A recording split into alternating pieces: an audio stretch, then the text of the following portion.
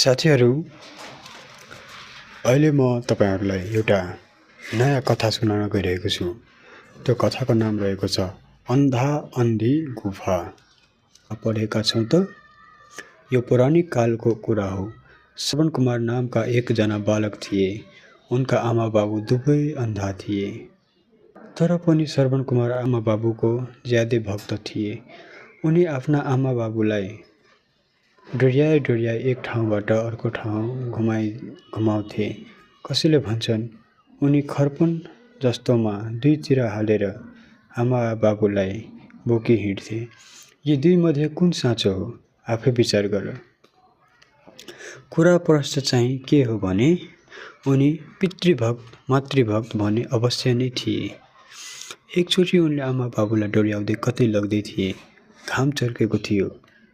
यसैले शीतल खोजी उनले आमा बाबुलाई एउटा ओडार गुफामा लगेर राखे। आमा बाबुलाई तिर्खा लाग्यो। त्यसैले उनी पानीको भाँडो लिएर आमा बाबुलाई त्यही गुफाभित्र राखी पानी खोज्न हिँडे।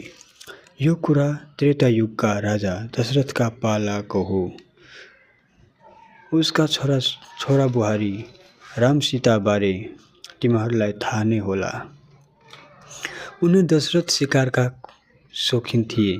उनी शिकार खेल्न भने त्यतितिर आएका रहेछन्।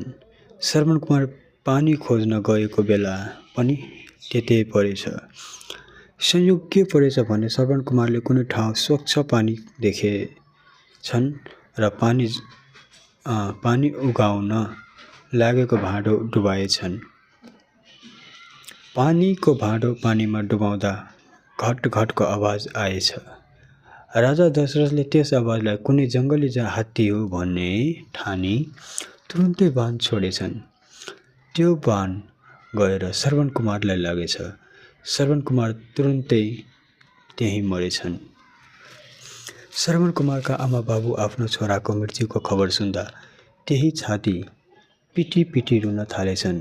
रुँदा रुँदा उनीहरू दुवैको मृत्यु पनि त्यही गुफाभित्रै भएछ।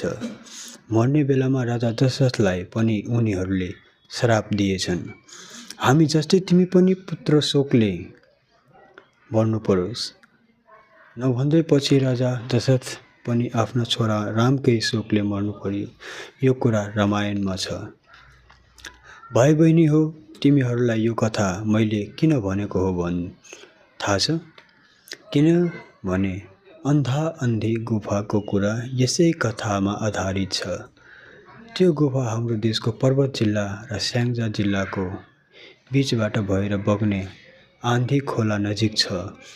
त्यो आँधी खोला जहाँबाट बग्न सुरु हुन्छ त्यसको मुहानमा एउटा ठुलो ओढार गुफा छ। हो त्यही गुफा जहाँ श्रवण कुमारका आमा बाबुले मृत्यु भएको भनेर भनिन्छ।